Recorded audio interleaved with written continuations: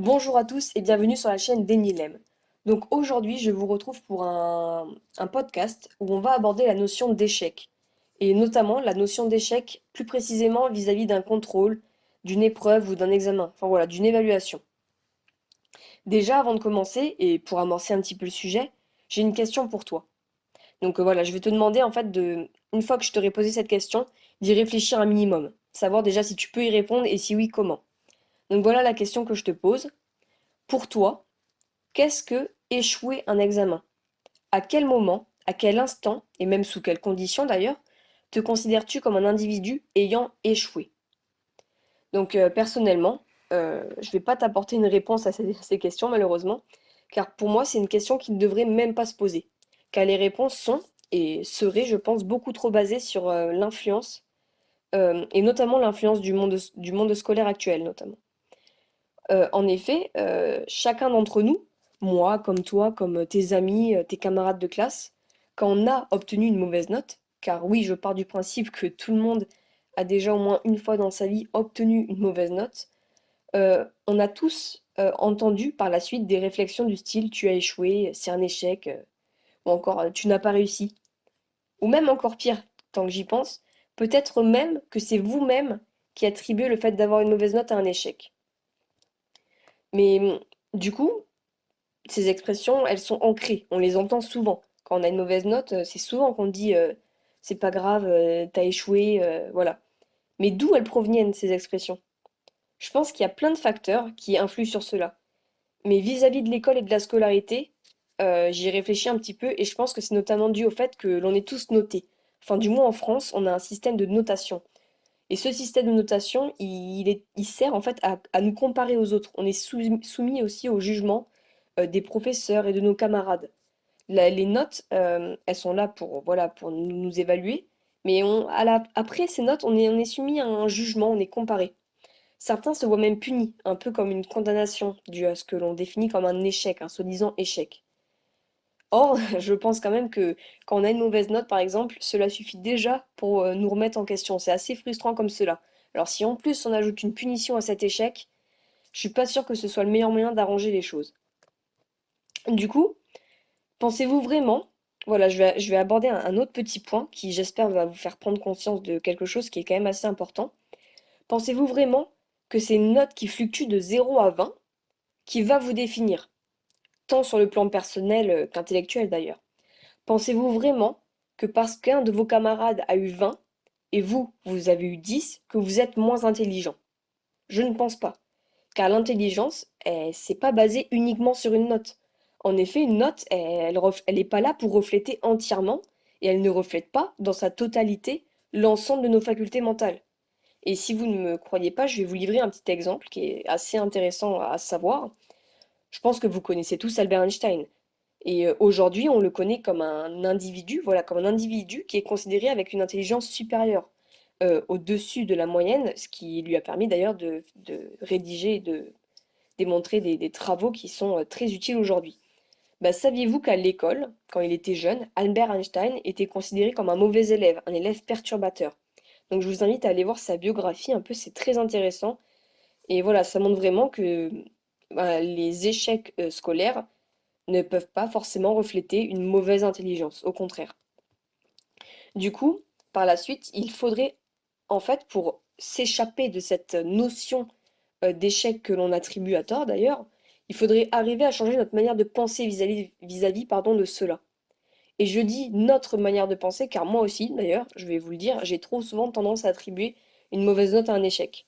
Car voilà, pendant très longtemps, ça a été la première vision. J'ai une mauvaise note, mince, j'ai échoué.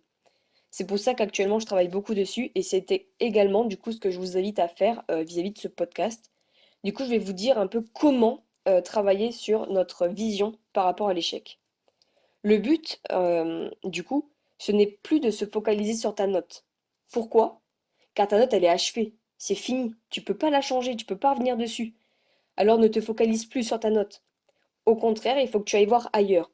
Concentre-toi sur ce qui est en puissance, ce qui n'est pas achevé encore, c'est-à-dire les futures notes. Concentre-toi sur le chemin à parcourir pour aller vers ces autres notes, les notes qui ne sont qu'en devenir, qui ne sont pas encore achevées. parce que tu as encore du potentiel dessus, tu peux agir dessus. Alors que la note que tu as eue, elle est finie, tu peux plus agir dessus. Donc du coup, comment améliorer ce chemin? Comment le rendre le plus agréable possible? C'est des questions qu'il faut que tu te poses. Et pour aborder ces questions, il faut se questionner. Savoir si on aurait pu faire mieux. Si oui, comment? On va donc certainement et probablement remettre en cause notre temps de travail. Voilà, il va falloir aller voir sur le chemin. Qu'est-ce qu'on a fait en chemin? Donc ça peut être le temps de travail, ça peut être aussi voilà notre méthode de travail. Et de même, si l'on a, imagine que si tu avais réussi cet examen, est-ce que tu t'aurais dit, j'ai réussi, mais je vais quand même me questionner sur le chemin pour savoir pourquoi? Non. Ce qui montre que ce que l'on qualifie d'échec pour nous, euh, ça n'a pas seulement que des points négatifs. De ton échec, il faut que tu en tires des points positifs. C'est fini, l'échec, il est là. Tu peux plus rien faire dessus. Tu as une mauvaise note, voilà. Donc arrête de te focaliser sur cette mauvaise note et essaye d'en tirer profit. Il faut que tu t'en tires des bénéfices.